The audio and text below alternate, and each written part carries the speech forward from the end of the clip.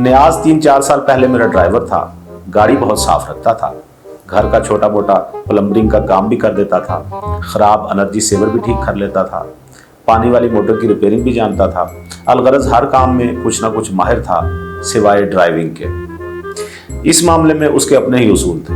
मसलन गाड़ी रिवर्स करते हुए वो शीशों की मदद लेने का बिल्कुल कायल नहीं था। जो ही ठा की आवाज आती खुद ही समझ जाता कि गाड़ी अब मजीद रिवर्स नहीं हो सकती। उसके अक्सर काम मेरे जिम्मे थे। मसलन शाम को किसी डिनर में जाने के लिए अगर मैं खुद ही गाड़ी लेकर निकल जाता तो अक्सर उसका मैसेज आ जाता, सर जी आते हुए आधी डब्बी सिगरेट की लेते आए। एक दफा मैं रात को देर तक काम करते हुए मुझे भूख लग गई तो मैंने उसे 300 रुपये देकर मार्केट भेजा कि 2 बर्गर ले आओ, एक अपने लिए एक मेरे लिए। मौसूफ ने वापसी पर 150 रुपये मेरे हाथ पर रख दिए और फरमाया उसके पास सिर्फ मेरा ही बर्गर बचा था, आपका नहीं मिला। नियाज को बिला वजह हॉर्न बजाने की भी बीमारी थी। एक दफा मुझे शक गुजरा कि उसने काफी दिनों से गाड़ी का इंजन ऑयल तब्दील नहीं किया। मैंने कहा जरा बोनट खोलो। उसने फौरन ड्राइविंग सीट संभाली और बोनट का बटन खींच दिया। मैंने ऑयल चेक किया, वाकई बदलने वाला हो गया था। इतने में उसने हॉर्न पर हाथ मारा। एक तो बोनट खुला हुआ था, ऊपर से मैं लगभग हॉर्न के ऊपर झुका हुआ था। पां की आवाज आई और मुझे यूं लगा जैसे मेरे सामने बुलेट ट्रेन आ गई है। आंखों के आगे अंधेरा आ गया और कान बंद हो गए। मैंने कर्बनाक चीख मारी और चक्कर खाकर पूरी जिम्मेदारी से वहीं ढेर हो गया। नियाज बौखलाकर बाहर निकला और जल्दी से मुझे उठाया। मैंने अधखुली आंखों से नियाज को देखा और लड़खड़ाती हुई आवाज में पूछा, मैं कहाँ हूँ? नियाज समझ गया कि मैं होश में नहीं हूँ। उसने आओ देखा ना ताओ बोनट में से रेडिएटर वाली पानी की बोतल का ढक्कन खोला और मेरे मुंह पर छींटे मारे। होश बहाल होते ही मैं उस पर बरस पड़ा कि गैराज में खड़ी गाड़ी का हॉर्न बजाने की क्या तुक है। सहम कर बोला, मैं तो सिर्फ आपसे पूछना चाह रहा था कि तेल पानी ठीक है ना। नियाज चर्स भी पीता था और अक्सर मुख्तलिफ बहानों से मुझसे पैसे ऐंठता रहता था। चूंकि मुझे कुछ पता नहीं होता था कि गाड़ी चलाते हुए वो किस आलम में है, लिहाजा सख्ती से हिदायत की हुई थी कि ड्राइविंग के दौरान आराम से अपनी लाइन में रहना है, किसी गाड़ी के साथ रेस नहीं लगानी।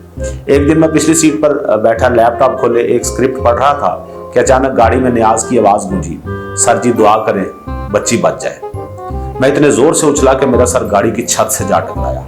कौन सी बच्ची? कोई किसी बच्ची को गाड़ी के नीचे तो नहीं दे दिया? नियाज ने फौरन मुझे तसल्ली दी, नहीं साहब जी अपनी बच्ची की बात कर रहा हूं। मैं चौंक उठा, क्या हुआ तुम्हारी बच्ची को? नियाज ने आह भरी, बस सर जी गांव से बीवी का फोन आया था, बच्ची की तबीयत खराब थी, अस्पताल लेकर गए थे लेकिन डॉक्टरों ने जवाब दे दिया है। ये सुनते ही मैं सख्ते में आ गया। अगरचे इससे पहले नियाज कई दफा बच्ची के इलाज के नाम पर मुझसे पैसे लेकर गांव भेजने की बजाय जुए में लुटा चुका था, लेकिन बहरहाल वो बाप था और एक बाप अपनी बच्ची के बारे में इतना बड़ा झूठ नहीं बोल सकता। ऑफिस पहुंचकर मैंने कुछ देर सोचा और नियाज के छोटे भाई सईद का फोन मिलाया। सईद गांव में ही रहता था। सलाम दुआ के बाद मैंने पूछा कि तुम्हारा बड़ा भाई बता रहा था कि तुम्हारी भतीजी को डॉक्टरों ने जवाब दे दिया है। सईद खुशी से भरपूर आवाज में बोला, हाँ जी कल ही जवाब दिया है। उसका लहजा सुनकर मैं बौखला गया। क्या कहा डॉक्टरों ने? दूसरी तरफ से आवाज आई, डॉक्टरों ने कहा है कि ये अब बिल्कुल ठीक है, इसे घर ले जाए।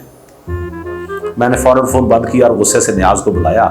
नियाज साहब अंदर तशरीफ लाए और मेरा चेहरा देखते ही समझ गए कि कोई और झूठ पकड़ा गया है। मैंने उसे बताया कि मेरी उसके छोटे भाई से क्या बात हुई है।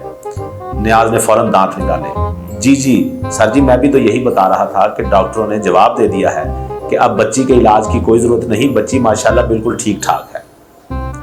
मैंने दांत पीसे और पास पड़ा हुआ पेपर वेट उठाकर नियाज की तरफ फेंका, जो उसने निहायत महारत से कैच करके बड़े अदब से दोबारा टेबल पर रख दिया और इंतहाई मुअद्दबाना अंदाज में छलांग मारकर बाहर निकल गया। 2 हफ्तों बाद उसने बताया कि बच्ची फिर बीमार हो गई है और दवाइयों के पैसे नहीं है। मैंने पूछा कितने की दवाइयां आएंगी? झट से बोला 2000 की। मैंने सर हिलाया, ठीक है तुम ऐसा करो अपनी बीवी से दवाइयां पूछो, मैं यहीं से कोरियर करवा देता हूँ, कल मिल जाएंगी। नियाज ने कनपटी खुजाई, सर जी मेरी बीवी तो अनपढ़ है। मैंने दूसरा हल पेश किया, चलो फिर ऐसा करो उससे कहो मेडिकल स्टोर वाले के पास नुस्खा ले जाकर मेरी बात मेडिकल स्टोर वाले से करवा दे। नियाज ने कनपटी पर आया हुआ पसीना साफ किया और अटकते हुए बोला, सर जी मेडिकल स्टोर तो शहर में है और हमारा गांव शहर से 20 मील दूर है। मैंने गौर किया और तीसरा हल पेश किया, ओके बीवी से कहो गांव में किसी पढ़े लिखे के पास चली जाए और मेरी उससे बात करवा दे, मैं उससे दवाइयों के नाम पूछ लूंगा। नियाज इस हमले के लिए तैयार नहीं था, लिहाजा जल्दी से बोला, अच्छा जी। शाम को दफ्तर से वापसी पर अचानक मुझे सुबह वाली बात याद आई। मैंने पूछा, नियाज तुमने बीवी को फोन किया था? आह भरकर बोला, हाँ जी, वो गई थी गांव के पढ़े लिखे लोगों के पास, लेकिन वो सब कहते हैं कि हम क्यों तुम्हें नुस्खा पढ़ के बताएं।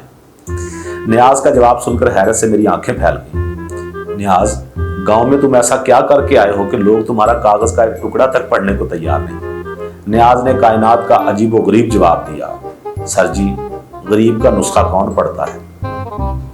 अगला सारा दिन मेरा इसी कश्मकश में गुजरा कि क्या करूं। पता नहीं क्यों मुझे यकीन था कि नियाज फिर फ्रॉड कर रहा है।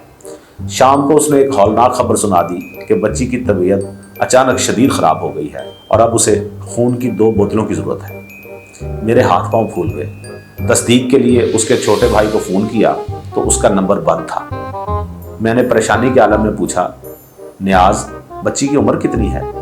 जल्दी से बोला, सर जी 6 महीने। मुझे गश पढ़ते पढ़ते बचा, 6 महीने? 6 महीने की बच्ची में तो 2 बोतल खून की जगह ही नहीं होती। नियाज के चेहरे पर हवाइयां उड़ने लगी और फिर उसने जो जुमला कहा वो तारीख का हिस्सा बन गया। बौखलाकर बोला, सर जी, असल में ½ लीटर वाली 2 बोतलें लगनी है। मुझे नहीं पता कि इसके बाद क्या हुआ था, बस इतना याद है कि 3-4 मिनट बाद हम दोनों शहर की मसरूफ तरीन सड़क के फुटपाथ पर तेज तेज वॉक कर रहे थे। वो आगे था और मैं उसके पीछे था। गालिबन मेरे हाथ में एक ईंट भी थी। ये ईंट आज भी अपने शिकार को तरस रही है।